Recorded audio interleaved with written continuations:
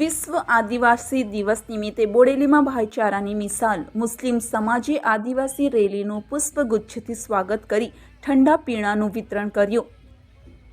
બદલતા ભારત ન્યૂઝમાં આપનું સ્વાગત છે.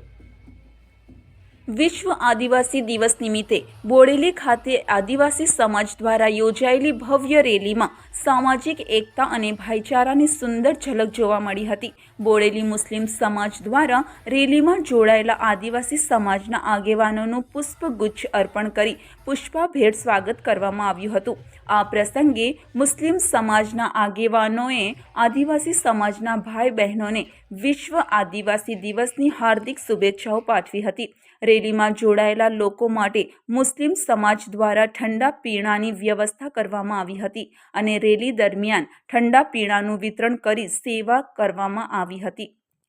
વિશ્વ આદિવાસી દિવસના પાવન પ્રસંગે બોડેલીમાં વિવિધ સમાજો વચ્ચેનું પરસ્પર સન્માન, એકતા અને ભાઈચારા જોવા મળ્યું હતું.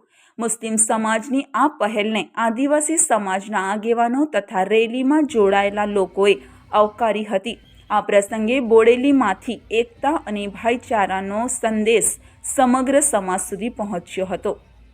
બોડેલીથી MS સૈયદ, બોડેલી, છોટાઉદેપુર.